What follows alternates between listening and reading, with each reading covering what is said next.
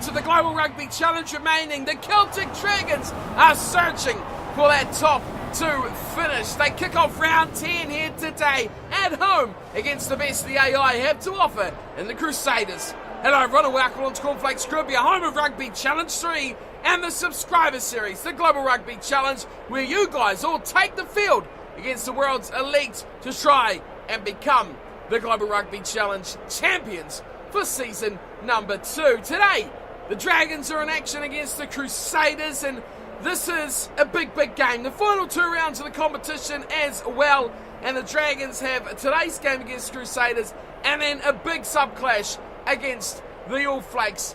The team today they've gone with is not probably the strongest, some would say, missing a few big names in the starting 15 of that huge match next round. They have to look to rotate the players throughout the squad. So starting today's matchup for the 3rd placed Celtic Dragons heading in today's game will be the following: David O'Callaghan, Alfred Dane and Sam Nicol along the front row. It is Ethan Nicol and Asa Brunzo in the second row. The back row will consist of Dominic Jones, a standout from last round, alongside Oscar Connolly and Nigel Jonesy at number 8. Into the back line, and Adam Conway will line up at scrum half, and Andrew Inch outside him at 10. The centre pairing will be a dangerous one of Steve Tekox, captain inside from inside centre, and alongside him will be JP Mukoko. On the left wing, moving in from fullback, will be Samuel Torrance, and Tom James remains on the right wing, with Richard Mokwa lining up with the number 15 jumper on his back. With a tough ask to do here, the Crusaders, who sit down in 6th position, equal on points with the likes of Toulon, striving and searching into that top 4. Seems unlikely, and especially after last round where they went down 35-28 to the Cornflakers. Imagine if they had won that, they could have really pushed the case into these final last couple of rounds. Their team has stayed consistent throughout. From all the matches that we've seen from them, there's only been one change, and that is the second row, with Whitelock making way for injury to Luke Romano. Well, it's a dangerous looking Crusaders side, and you can even see from their recent results, they score tries, they're within range, and they're always one team that could potentially upset the apple cart for the subscriber sides. Plenty of danger, plenty of X factor, and they are a team you've got to be at your best at to beat. The Celtic Dragons, today is their time. So it'll be the Dragons in the green and blue. Of course, the Crusaders will be lined up in the red and black. We are set for a kickoff here. It'll be the Dragons kicking off at home as well. And a slight breeze going from left to right with Andrew Inch, ball in hand. It gets us ready. Round 10 is underway. The Celtic Dragons kicking long and leaving it alone too. Everyone's going for it. Ethan Nicol takes it, and then it's dropped the ball. It dribbles over the sideline. Not a knock-on, says the referees. Let that go, but still, ball to the Crusaders. And they'll have the first throw to the line-out, Cody Taylor, to put it in. And it's not looking very straight, but it's gone to the middle where Romano has grabbed that one in. And charging into it will be Bryn Hall. And it sits up on the left side for Moody. Joe Moody! What a start-breaking one on the first carry for him. Crusaders storm for 20 metres. Take it to the 22 as well. Here comes Richie Moanga. Looking for an early touch there. Bryn Hall once more. Again breaking tackles for fun. It's a loose one, but Kieran Reid pulls it in. Plenty of red jumpers. Quickly dive into the breakdown. Bryn Hall, again, that's about his 4th carry here in the match so far. As the Dragons look to turn over possession. But a late charge from the likes of Matt Todd, keeper there for Ryan Crotty. Now they look to use with straight away. It was one out wide and then straight back to where it all started. Now Tamani Valu. Well, that is a strange play from centre. Tamani Valu had all the space, the hard work had been done. He could have canted away a good 20 metres before Mokwa even got near him and then kicked it, but he decided not to. Here is Arthur Dane. Terrible throw straight to the front. Scott Barrett will gobble them up every day of the week. Instantly turned over back to the Crusaders, and Franks has gone for, again, another bizarre run that has seen him being forced into touch. A good smothering tackle there from the Celtic Dragons defence. Dane once more, this time changing up, going to the back. It's been missed by everyone, and Samuel Torrance has come in and grabbed it. Andrew Inch around the outside. There's a good chance here for the Dragons. It's going for the corner himself, puts a little rubber in, but on the fullback, and it's over! He's got it down! He's put it down! Andrew Inch has scored a miraculous try right in the face of Sean Wainui. It's 5-0. Andrew Inch scores. Loose ball, Torrance flicked it out. Andrew Inch went around the outside, too much speed for Goodyear. Wainui gave him the one-on-one, and the two players rolling around on the floor. I can't tell who grounded that at all, and how the referee did, I have no idea. This looked like Wainui had that covered. The players are on their back, the ball's in the air, and Andrew Inch jumps up and says, I got it. Referee convinced. I'm sure as hell not, but that is what it matters. It is 5-0, the Dragons lead, and the Crusaders, with all the early goings their way, have conceded the first try after quarter of an hour. Here's a try scorer, Inch with his conversion. Looked awfully close, but seems like it's just had enough to get over. 7-0, Dragons over Crusaders. Interesting start to this match. Israel Dag. He's got the kicking duties in the place of Richie Mo'unga for some bizarre reason. We mention it every time we see this. Crusaders is an intercept ball. Just about stolen away. Dag gets it back. Inside, cutting back was Jordan Taufua. It is all the Crusaders, yet they trail on the scoreboard. Crotty changes direction back to Todd. And it goes eventually to Wainui up in the line. Slow ball here, but Cody Taylor has it. He fires a massive ball out to Moody. Cutting out is Israel Dag. He beats one tackle of Ethan Nicol. And up and over the ball is Samuel Torrance. He's stolen it. Now he comes up against Wainui and he's hooked it. He's hooked it massively into touch. Terrible, terrible kick from Samuel Torrance. He tried to lift it infield, but it really just carved off the inside of the boots and went nowhere. Stolen in the middle though, that's more like they want to see. Steve Tecogs running hard. Straight at the Crusaders line and straight between the midfield partnership. No one's out the side. Andrew Inch once more. Coming in, Inch double. Inch going for the line on himself. He'll do it. No one's stopping him. No one in the way. Andrew Inch, 12-0 over the Crusaders. That was poor defensive structure from the visiting side. And it was picked up straight away from Andrew Conway, who quickly recycled that ball. Ryan Crotty gave chase, but all he could do was force Andrew Inch out to the corner.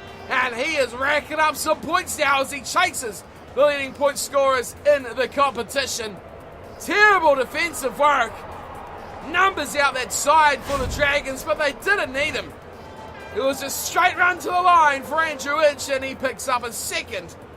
And singularly, individually, he leads this game 12-0 over the Crusaders. All the points in his bank.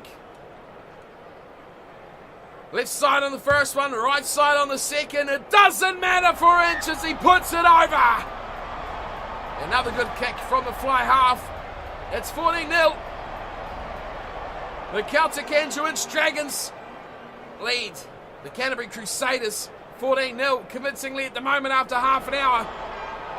Israel Dag, he's back on the ball and kicking high, deep this time, looking to put the Dragons under a bit of pressure.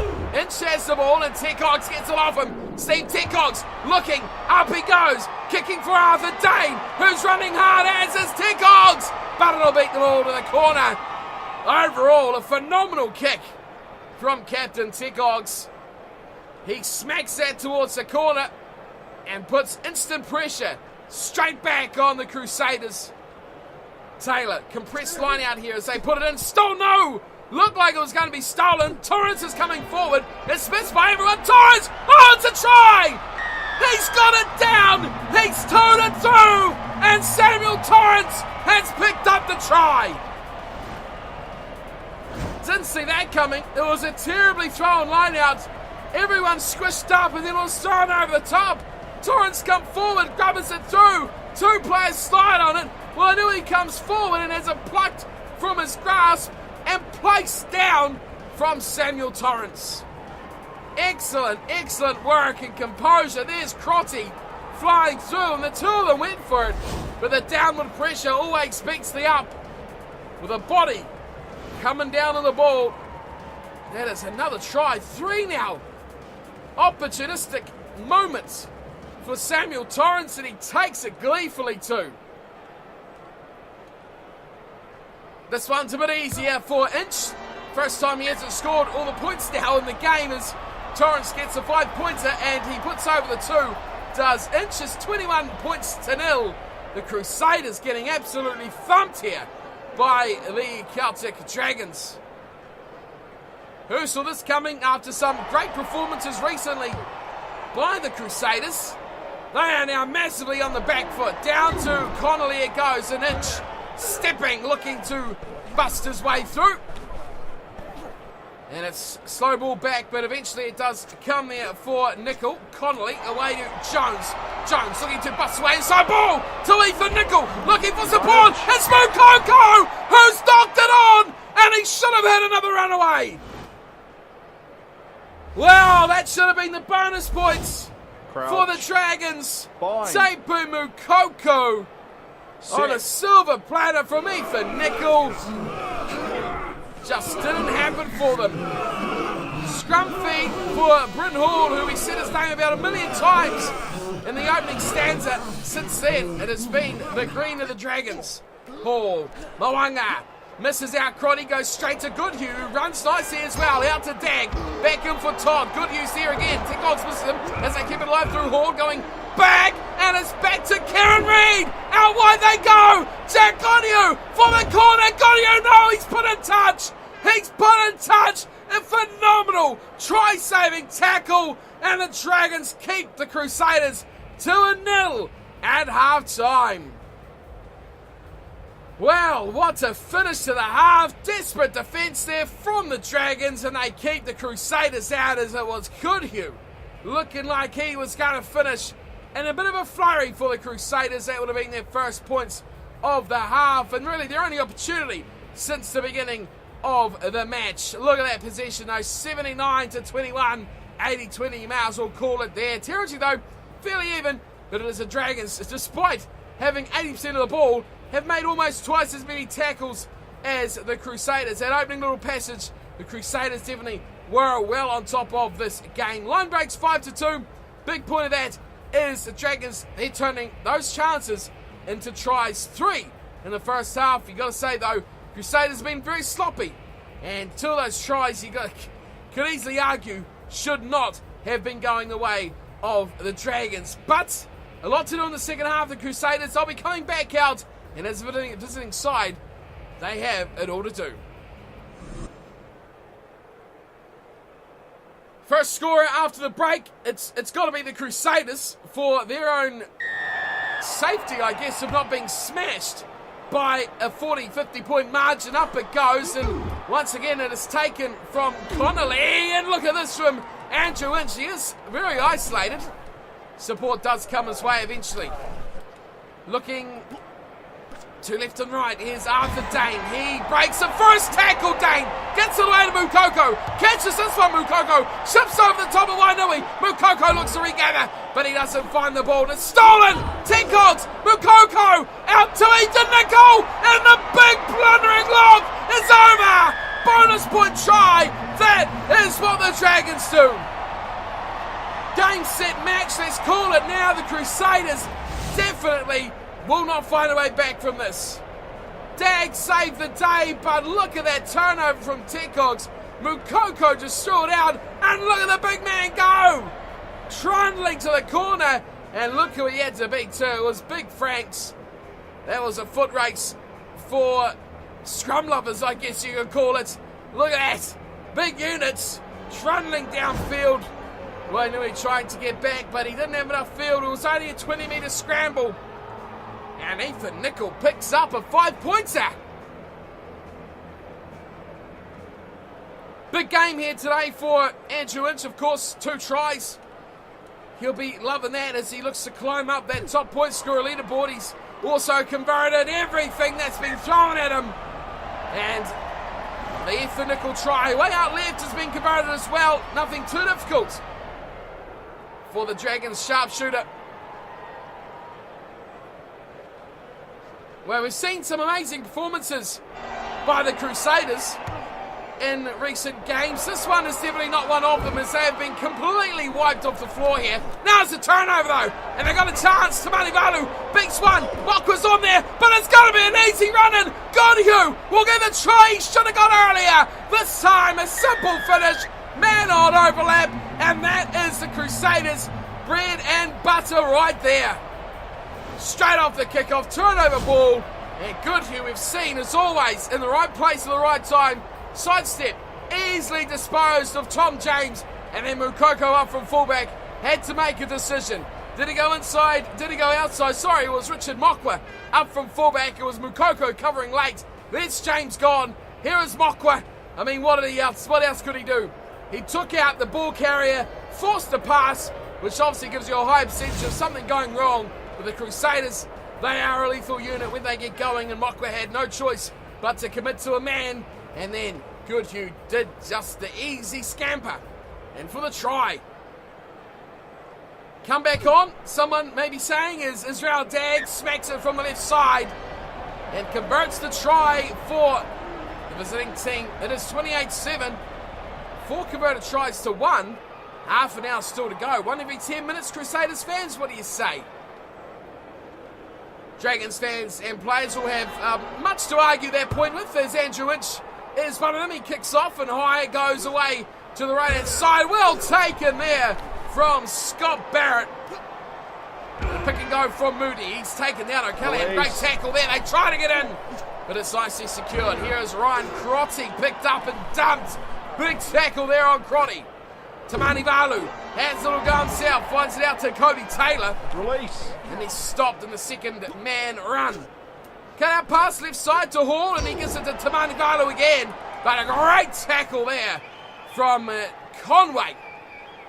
Bundles him over the sideline. Tamani Valu's not happy with that at all. Great chance now for the Dragons to repair the damage done as they stolen at the back. Well taken there from who else but Matt Todd, straight out of the clutches of Oscar Connolly. And the small amount of men there for the Dragons managed to twist that around as Mwanga threads a beautiful ball back into Taylor. It's all work to do here by Franks. The Dragons scurry back to save that from going all the way. Now the Crusaders, Crotty once again turning it inside outside. Todd with the ball. Once more a dangerous runner is Matt Todd. Need to spare that defence out wide. Crotty shifting it now wide back infield. They come again to Taylor. It's the same men doing the work here for the Crusaders. Tamani Valu into play scrum half. He is isolated though. Turnover. Andrew Inch, man the match. You got to say already. Jones away to Tecox. Torrance is looking in the field. He's got it. Oh! And Ethan Nickel. Terrible pass there to the big man. He was looking for a double. They look wide. The Crusaders have got the ball straight back to Tamani Valu. Out wide it goes to Ryan Crotty. Gets away from Dane. Throws the dummy. But it is Mokwa who comes and drags him down. Dane there right in support. Oh, they look left. They went right instead. It's Romano doing a very good job of executing that space. Pick and go forward for Barrett. And that is a crunching tackle there. Might be a turnover. Slow ball back to the Dragons. That is well played. Andrew Inch looking to thread a little needle here as he kicks long and deep into the corner. That is very well kicked. That is one way to pin your opponent back. Andrew Inch has had the ball on a string. A commanding performance from the fly half. Lineouts from both sides have been pretty average, you'd say, and it is this time a tidy one for once by the Crusaders. And Israel Dag looks to repay that territorial hammering, and he really only nudges this one up to halfway. Looks for the safety of touch on the full, and says to the Dragons, you want another one? You come back at us from there. Which is kind of weird because the Crusaders are the team that have it all to do. Another botched line out. This time it is the Dragons, and it's picked up once again from Matt Todd. Franks goes to Mwanga, cutting back in beautifully as Ryan Crotty. And net gain here for the Crusaders. Pick and go from Hall. He's given out to Franks, who showed it once and went straight into the tackle of Connolly. No, turnover from Mitch. Another one. Here's Teacox stepping inside. Steve Teacox looks out wide for James. James is all alone out here, though. He puts in a little grubber. Probably should have hung on to that. And not really as he envisioned it in his head there. Crusaders clean that up quite easily in the end. Away it goes to Moanga, and they go through the forwards in there. It was, a great run from Todd. Yet again, Matt Todd. Excellent work there from the second row. Baron Romano as well. Goodhue looks out wide now. Tamani Valu through the middle. Shows the dummy once. He's running out of space and he runs out of partners too. Out wide it comes from Telfor. Back to Franks. He goes full time. Franks keeps alive for Todd. Todd looking outside once more. But the Dragons pull that down and they finally shut it down. They need players back. Hall keeping it tight to the big boys, and Cody Taylor runs into touch with a defender dragging off behind him, and that'll be full time. Referee blows. Crusaders come back strong, but the Dragons had a dominant display throughout the middle period, which was too much for the visiting side to come back from. Well, sad time high fives for the Crusaders as they discuss what went wrong. But it was a fiery middle passage from the Dragons that put them out to 28-7 winners over the Crusaders. There's big areas of this game where the Crusaders lost out. The fact that in their first 10-15 minutes they didn't score when they dominated possession and territory. Then that try opportunity right before half-time should have been taken by Goodhue as well. And that, my friends, is 3 tries without any other chances being taken. 2 big defining moments where the Dragons managed to hold out. If it was 4 tries to 1 in the end, that would have made it a lot tenser, a lot tighter in that final area of the game. Tries to Nickel and Torrance, Inch with 2. A great display there from Andrew Inch, the fly half, who also nailed 4 out of 4 from the tee, giving him a nice little tally of 18 points. As for the Crusaders, Jack Goodhue getting the one, Israel Dag with the conversion. Otherwise, though, they will be saying nothing less than opportunities wasted by the Crusaders. Possession turnaround almost a good 20%. It was 79, I think, at half-time on possession. Back down to 63. Quite the turnaround there as the Crusaders did force their way back into the game territorially. It was pretty even, 53-47. But the tackle count almost tripled by the Dragons. The Crusaders, they threw that ball around and no one would die with ball in their possession. That is what makes them dangerous. Today, though, just didn't go their way. Set Peaks was terrible. The line-out was woeful, and both sides guilty of that one. 6 handing errors to 2, 8 altogether, but the Dragons definitely well off the mark. But line breaks, so 9-6. Both teams are dangerous. Only one team finished their dinner. Well, the opening game of round 10 was a bit of a kicking in the butt there, wasn't it, for the Crusaders? They threatened a lot, but they did not offer much at all. Not like last round, where we saw them almost take out the Flakers. The Dragons, definitely very efficient in that encounter against the Crusaders. You can see next matchup is the big one for round 10. It is the Flakers versus the All Flakes. Whoa, cannot wait for that big one. The Flakers are at home after that performance against the Guardians. Would you bet against them heading into this crunch game of round number 10? Let's have a look at the table before we wrap up today's episode. We can see the Dragons now sit top of the table, and let's be completely honest about this, folks. If the All Flakes win against the Flakers, they could potentially go top of the table. 5 points haul, or at the bonus point for getting 4 tries plus the win, we'll see them go to 42. Just the victory, we'll see them go to 41, and possibly, it will depend on points differential, up against the Dragons. However, a win for the Flakers will see them go straight to the top regardless of bonus points. As for the Guardians, though, a couple of games left for them. They seem to be the team that is a bit slacking behind. Depending, though, who wins the clash between the All Flakes and the Flakers next match up. And then we can see the rest of the fixtures for this round. We can see we had a couple of AI games. Munster going down to the Exeter Chiefs, 11-8, good win there. Rare win for the Chiefs. Clermont, 2-point victory over the Lions. And then we have Wasp Scarlets as well. For the final match, Guardians versus Toulon. Final round is round 11 Look at that. Can you wait for those? I definitely can't. Dragons, All Flakes, that is going to be a cracker. Especially after the start, 28-7 over the Crusaders. Flakers Toulon and the Guardians of the Crypt up against the Scarlets. That rounds out general play or round robin play for the Global Rugby Challenge. Then it is in to quarterfinals. Can't wait for those, but we still have 5 games and a couple of Team of the Weeks left before we get into that business. But for now, folks, that is my time done and dusted. We see the table there. Dragons fans sitting on top after 10 games. Can they hang on? That is the big question from today's episode.